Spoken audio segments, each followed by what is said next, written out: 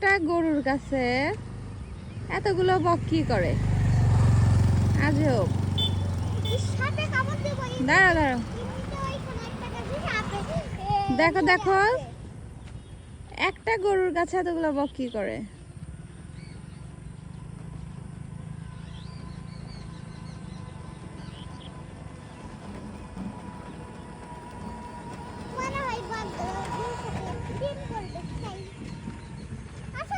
wow,